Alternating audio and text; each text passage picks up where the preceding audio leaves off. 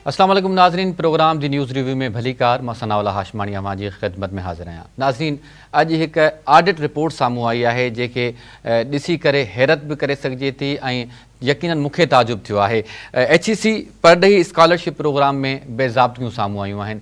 HEC हिकु बाएतमाद इदारो आहे जेको मुल्क में तालीम लाइ जाखोड़े थो ऐं तालीमी यूनिवर्सिटियूं जितां असांजो मुस्तक़बिल जा मेमार ॿाहिरि अची करे क़ौम जी ख़िदमत कनि था, उन्हनि जे लाइ पॉलिसीज़ जोड़े थो, पर इन्हनि जे पाण वटि ई जेको निज़ाम आहे उहो थोरो डामाडोल नज़र अचे पियो। ऑडिट रिपोर्ट में स्कॉलरशिप प्रोग्राम में करोड़े रुपया ज़ाया थियण जो बि इंकशाफ थियो आहे ऐं गॾोगॾु रिपोर्ट में ॿुधायो वियो आहे त जेके आला तालीम जे लाइ स्कॉलरशिप ते ॿार ॿाहिरि वियल हुआ उन मां 97 ॼणा हिन वक़्त ताईं पाकिस्तान वापसि ई न आहिनि आया ऐं न ई उन्हनि ख़िलाफ़ु का हिन वक़्त ताईं HEC कार्रवाई करे सघी आहे। ऐं परॾे तालीम हासिलु करण लाइ वियल शागिर्दनि ते 1 अरब 55 करोड़ रुपया ख़र्च कयो वियो हो, जेका यकीनन रक़म HEC खे मिले थी हुकूमत जे तरफ़ां ई, उहा HEC फॉरेन स्कॉलरशिप प्रोग्राम तहत उन्हनि शागिर्दनि खे प्रोवाइड करे थी। ऐं गॾोगॾु इन्हनि शागिर्दनि खे स्कॉलरशिप ॾियण जो मक़सदु इहो हूंदो आहे त जॾहिं शागिर्द ॿाहिरि वञनि ऐं ॿाहिरि पढ़नि ऐं सुठी तालीम हासिलु कनि, मयारी तालीम हासिलु कनि, ऐं जॾहिं इहा सुठी तालीम ऐं मयारी तालीम हासिलु करे पंहिंजे ॾे वापसि पहुचनि त पंहिंजे माण्हुनि जो, पंहिंजे मारूअड़नि जो, पंहिंजे माण्हुनि जो ख़िदमत कनि ऐं उन्हनि खे तालीम जो ज़ेवर जेको आहे उन्हनि ताईं ट्रांसफ़र कनि।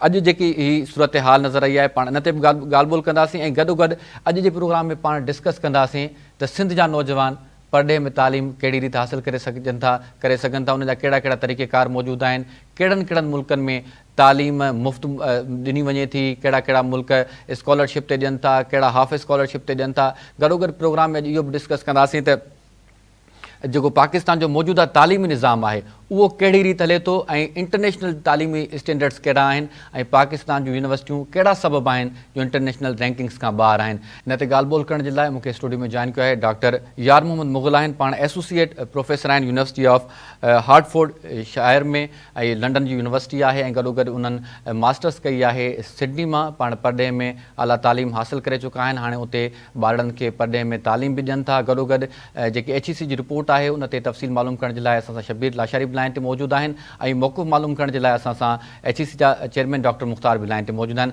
सभ खां पहिरियां शबीर, मां अव्हां जी तरफ़ ईंदुमि, हीअ जेकी HEC जी रिपोर्ट आई आहे छा ॿुधायो वियो आहे हिन रिपोर्ट में? हायर एजुकेशन कमीशन जी परॾेही स्कॉलरशिप प्रोग्राम में बेज़ाब्तियनि जो इंकशाफ थियो आहे। इंकशाफ ऑडिटर जनरल जी रिपोर्ट में साल 2020 खां 2023 ताईं जो जेके ऑडिट बेराज़ आहिनि उन्हनि में इहो इंकशाफ थियो आहे त HEC जी जेका परॾेही स्कॉलरशिप प्रोग्राम आहे उन में करोड़ रुपया ज़ाया थियण जो इंकशाफ थियो आहे।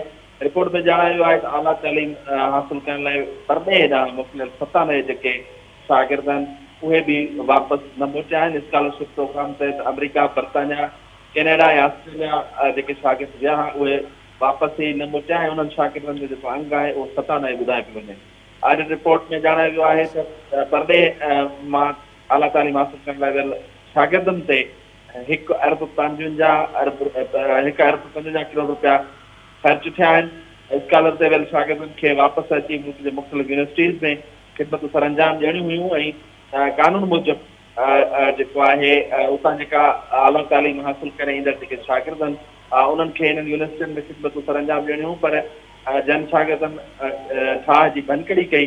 उन्हनि खां न सिर्फ़ु उहो जेको पूरो ख़र्चु आहे उहो वापसि वठिणो आहे, पर उन सां गॾोगॾु उन ते 25% ॾंड बि जेको आहे उहो वठिणो हूंदो आहे। पर हायर एजुकेशन कमीशन उहे जेके डिफॉल्टर शागिर्द आहिनि उन्हनि खां न पैसा वसूल करे सघी आहे, न दंड वसूल कयो वियो आहे।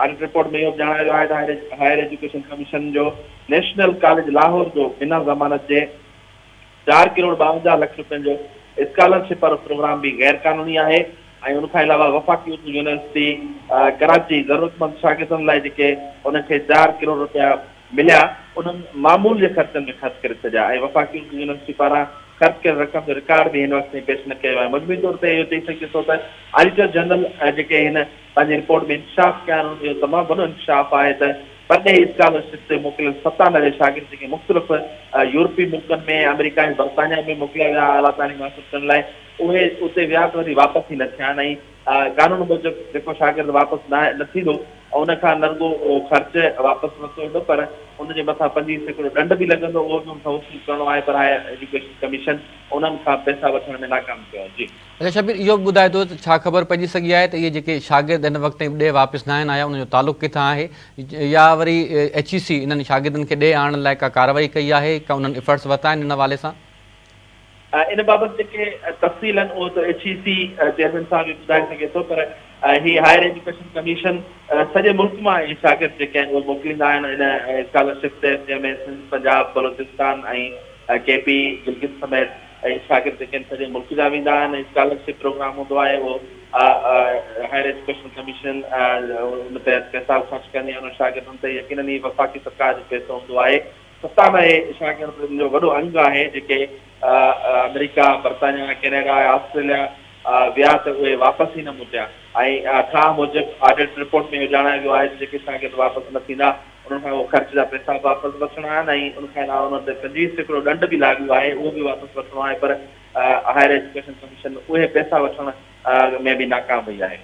ठीकु आहे शबीर, वॾी महिरबानी इन रिपोर्ट बाबति तफ़सील ॾियण जे लाइ। नाज़रीन, शबीर लाशारी जी अवां ॻाल्हि ॿोल ॿुधी, उन्हनि HEC बाबति जेकी ऑडिट रिपोर्ट आई आहे उन मुतालिक़ तफ़सील ॾिना। इन ई हवाले सां वधीक पाण ॻाल्हि ॿोल कयूं था। HEC जा चेयरमैन आहिनि डॉक्टर मुख़्तार अहमद साहब, उन्हनि बि असांखे टेलीफोन लाइन ते जॉइन किया है। डॉक्टर साहब अस्सलाम वालेकुम। वालेकुम सलाम। डॉक्टर साहब बहुत शुक्रिया, आपने प्रोग्राम के लिए वक्त निकाला। डॉक्टर साहब, एक ऑडिट रिपोर्ट आई है HEC के हवाले से, उन्होंने HEC ने फॉरेन स्कॉलरशिप प्रोग्राम के तहत तलबा को बाहर भेजा था। 97 के करीब तलबा बताए जा रहे हैं जो अभी तक वापस नहीं आए, जिन पर तकरीबन 1 अरब 55 करोड़ रुपए का खर्च आ चुका है कौमी ख़जाने का। तो सर ये क्या वजूहात हैं कि ये तालिब इल्म अभी तक वापस नहीं आए? बिस्मिल्लाहिर्रहमानिर्रहीम, बहुत शुक्रिया जी। मैंने सुबह भी बताया एक TV चैनल में कि ये जो कोविड हुआ उसके बाद जो थोड़े से फाइनेंशियल कंडीशन यहाँ के मसाइल हुए, तो वो लोगों को बाहर तो ग्रीन पास्चर है, हर एक को अच्छा अच्छी ऑप्शन होती है, बंदा PhD कर ले, डिग्रियाँ ले ले, तो उस वजह से लोगों ने कुछ स्लिप हो गए। अभी उनके खिलाफ कुछ लोगों ने से हम रिकवरी शुरू कर दी है, कुछ लोगों के केसेस है डिफरेंट स्टेजेस पे, और इंशाल्लाह सबसे रिकवरी होगी। इसमें प्रोविजन है, एग्रीमेंट साइन हुआ और उनके गारंटर हैं कि वो वापस आके सर्व करेंगे, या वो जितना खर्चा हुआ है प्लस उस पर 25% पेनल्टी दे के वो अपने आप को क्लियर करेंगे। अच्छा डॉक्टर साहब, जब भी कोई HEC कोई स्कॉलरशिप देता है, कोई प्रोग्राम देता है, तो उसका कोई ना कोई मकसद होता है, और इन तालिब इल्मों का मकसद ये था कि जब वो अपनी तालीम मुकम्मल करेंगे और मुल्क में जब आएंगे तो सर्व करेंगे, हमारे नए मुस्तकबिल के लिए काम करेंगे, लेकिन ऐसा कुछ दिखाई नहीं दे रहा। तो ये जो नुकसान हुआ है इसका अजाला किस तरह से होगा? देखिए, मसला ये ना कि हमारे पास तो स्कॉलरशिप ये होना चाहिए, और उसी लिए गवर्नमेंट मुश्किल वक्त पे भी पैसे लेके जो है वो इवन बारोक मनी के जरिए भी हम बच्चों को बाहर भेजते हैं, करोड़ों रुपया उनकी फीसें देते हैं, और टेक्निकली तो उनको वापस आना चाहिए, वापस आना चाहिए, लेकिन बस मसला हमारा थोड़ा सा है, शायद हम शार्ट साइटिंग है, हमें अपने मुल्क का एहसास नहीं है, और यहाँ पे अगर अपॉर्चुनिटी थोड़ा सा मुश्किल वक्त होता है तो सारे भागने के चक्कर में रहते हैं। तो आपने बाज़ाब्ता तौर पर इसी हवाले से हुकूमत को लिखा है कि इन तालिब इल्मों को वापस बुलाया जाए?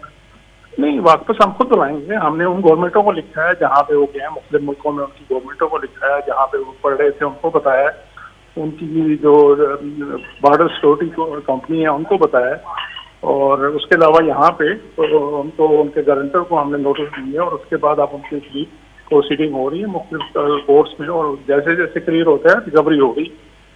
अच्छा, इन केस अगर ये तालिब इल्म वापस नहीं आते पर वहाँ पे बैरून मुल्क में ही रहते हैं, तो फिर HEC के पास क्या कानूनी लाएअमल है कि वो अख्तियार करे? नहीं, वो रिकवरी है, वो अपने स्टैम्प पेपर पे गारंटी गारंटर के साथ उन्होंने साइन किया हुआ है कि वो वापस आके सर्व करेंगे। अगर नहीं आ सकेंगे तो जितना खर्चा हुआ होगा प्लस उसके ऊपर जो 25% पेनल्टी वो पे करेंगे। ठीक है, बहुत शुक्रिया डॉक्टर साहब, आपने प्रोग्राम के लिए वक्त दिया।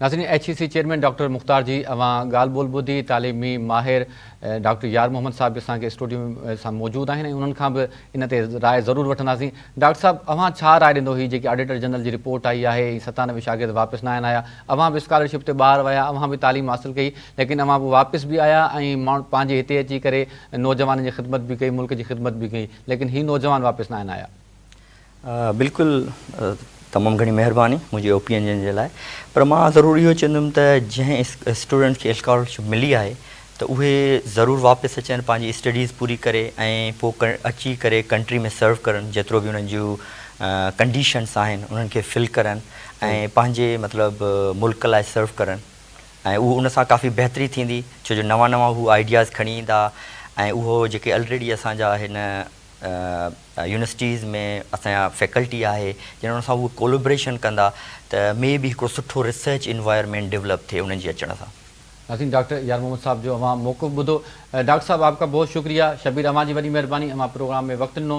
नाज़रीन, ब्रेक खां पोइ पाण मोटूं था ऐं वधीक ॻाल्हि ॿोल कंदासीं त सिंध जा नौजवान परॾे मां मुफ़्त तालीम कीअं हासिलु करे सघनि था ऐं गॾोगॾु कहिड़ा मुल्क आहिनि जेके नौजवाननि खे तालीम जेके आहिनि उहे मुफ़्त फ़राहम कनि था, तालीमी मयार जे हवाले सां बि पाण डिस्कस कंदासीं ऐं गॾोगॾु पाण यूनिवर्सिटियुनि जे मयार ते बि ज़रूरु ॻाल्हि ॿोल कंदासीं त आख़िर सबबु कहिड़ा आहिनि त पाकिस्तान जूं जेके यूनिवर्सिटियूं आहिनि उहे इंटरनेशनल रैंकिंग्स में शामिलु नथियूं थी सघनि। डॉक्टर यार मोहम्मद साहब असांजा स्टूडियो में मौजूदु आहिनि। पाण वठूं था मुख़्तसिर ब्रेक ऐं ब्रेक खां पोइ पाण ॿीहर हाज़िर थियूं था।